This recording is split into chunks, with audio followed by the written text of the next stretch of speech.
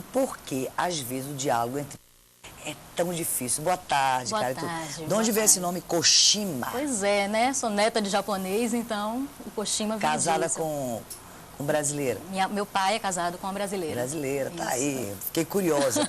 Por que é tão difícil, cara, esse conflito? Porque existe tanto conflito entre pais e filhos? Passa pra mim.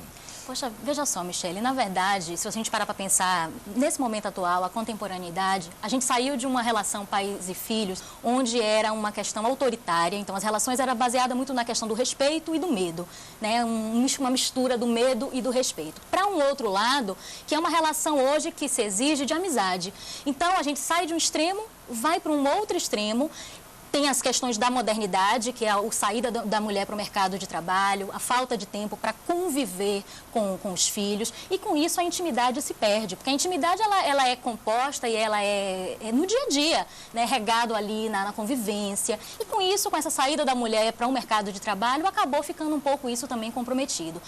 A diferença também das gerações, então uma série de situações que vão complicando um pouco esse diálogo, mas nada que seja impossível Vamos dizer de reverter. que tá faltando aquela mesa da hora do almoço, Falta né? tempo, né? Falta disponibilidade Aquele jantar em afetiva. família. Exatamente. As pessoas estão com os horários muito comprometidos. Você pegar uma agenda de uma criança hoje, é uma agenda de um executivo, na maioria das vezes. 8 horas acorda, 9 horas inglês, 10 horas computação, 11 horas se arruma. Então, você não tem mais o tempo da brincadeira, você não tem mais o tempo da convivência, descompromissada, aquela convivência assim de estar sentado, enrolando assim o cabelo com a mãe, com o filho, com o pai, trocando ideias. Muitas vezes as refeições, como você traz, são feitas mesmo isoladas no próprio quarto, que é um fenômeno cada vez mais comum, né? Come no quarto, cada um nos seus horários. Cada um no seu computador. Cada um no seu computador. Cada um com sua televisãozinha, né? E aí, como a gente para pensar do que as relações são realmente feitas, é de intimidade. Intimidade não é algo que é dado simplesmente porque se nasce mãe, filho, pai, filho, né? É algo construído. Ô, Karen, e quem é mais resistente ao entendimento? Eu acho que... Os pais ou os filhos? Não vejo como uma questão de resistência de um e de outro. Eu acho que o conjunto disso produz, às vezes, esses ruídos na comunicação, essa dificuldade do relacionamento, problemas mesmo, muitas vezes de briga. Aí entra a adolescência, que é um momento que o adolescente precisa de ter alguém mais próximo, colocando limites, orientando, se ressente um pouco disso, fica perdido com essa questão do que é certo, do que é errado, até onde eu posso ir. Então, entra uma série de fatores nesse período, que é o período da adolescência conturbado, e aí é um coquetel explosivo, muitas vezes, nisso, né? O adolescente sozinho, nesse mundo cada vez mais competitivo, cada vez mais complicado, sem o apoio da família. E os pais preocupados, né? Os pais com culpa. E muito preocupados, eles acabam bisbilhotando os pertences pessoais dos filhos, em busca de algum indício, né? Comprometedor, se o filho está fazendo alguma coisa errada. Como é que você vê isso? Olha, eu acho que isso é um sintoma, na verdade, porque alguém que precisa bisbilhotar algo, seja uma agenda ou computador, mensagem, seja do seu filho, seja do seu parceiro, né? Na verdade, um casamento, é um sinalizador de que essa relação não está legal. Não é verdade? Então, a gente tem que partir desse pressuposto até para eu poder dizer o que é que eu acho disso. Então, assim, não tem alguma coisa estranha aí. Porque se fosse o contrário, você teria uma intimidade, você teria uma relação que não precisaria desse tipo de invasão. Porque, na verdade, a gente tem que compreender que na hora que eu futuco uma coisa sua, uma agenda, algo que é da sua intimidade, eu estou invadindo o seu espaço. A mãe e o pai estão trabalhando, né? Então. A mãe também está trabalhando, né? Então, como a gente estava falando logo no início, está faltando aquele bate-papo, né? Aquela troca de informações, isso, uma disponibilidade Aquele... afetiva, de aí, tempo. Os pais passam a ficar preocupados, né? Talvez por falta de tempo e a bisbilhotar. Aí é complicado. Só que aí isso você tem um efeito inverso, na verdade. Inverso, né? Porque o filho, como é que o filho vai se sentir? Invadido, desrespeitado. Até confiança, né? A confiança se perde. Então, na verdade, o que era para ser uma coisa positiva, tenho certeza que uma mãe, um pai que faz algo dessa forma está querendo o bem, né? Está se preocupando de alguma forma com aquela situação. Mas é um bem que talvez... E aí é que entra a questão do imediatismo do mundo atual. É muito mais rápido hoje eu pegar uma agenda e descobrir o seu segredo, por exemplo, do que eu investir em uma relação contigo que demanda tempo, que demanda disponibilidade de tempo, disponibilidade afetiva. cabeçadas, né? Porque principalmente na adolescência, às vezes você pergunta, e aí, filha, como é que estão? Eu não quero conversar. Não quero lhe né? E aí nada. respira, e aí você... Pois é. Segundo os pais, é aborrecência. Pois é, mas quando é que você vence isso? Na insistência. Na insistência. Agora, Karen, eu tenho uma curiosidade, por que se festeja os 15 anos da menina, né? E não se festeja os 15 anos do filho? Isso aí vem, né, desde do passado. Na verdade, os 15 anos, o que é que significava, né, 30 anos atrás, 40 anos atrás? Era quando você apresentava à sociedade a tua filha, né? Então, essa menina agora já é uma mocinha que está sendo apresentada aqui para os rapazes para casar. Eu acho que vem um pouco disso. Não, você não tem isso. E que idade, na realidade, é proibido proibir? Eu acho que nunca é proibido proibir. Não, né? Eu acho que agora tem que saber o seguinte, a proibição, ela não pode nunca ser imposta. Então, assim, é não porque não.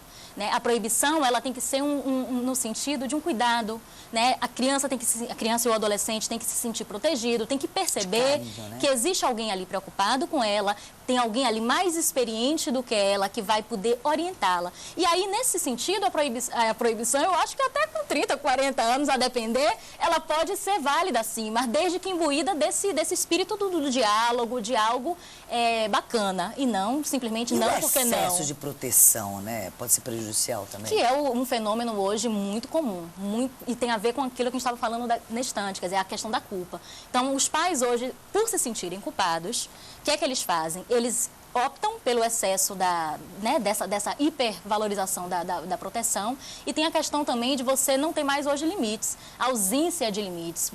Porque se você tem culpa, como é que você vai dizer não? Quando você chega em casa às 8 horas da noite, 9 horas da noite, para um filho que te pede alguma coisa. Então, você está tão culpada, você está se sentindo tão fragilizada nessa relação mãe-filho que você pensa. Eu já ouvi isso de várias mães. Eu não consigo dizer não para o meu filho. E aí, mais uma vez, o que era para ser um bem, né, quer dizer, que vem com a intenção de algo positivo, tenho certeza, acaba tendo um efeito positivo. Com amor também, né? Vem cá, e a grande palmada? parte. E a palmada? Como é que você vê a palmada? Olha só, o problema da palmada, primeiro, é porque ela tem um efeito punitivo e não educativo. Isso é importante que se coloque. Certo. Uma segunda questão, onde é que a palmada, na minha visão, ela está errada?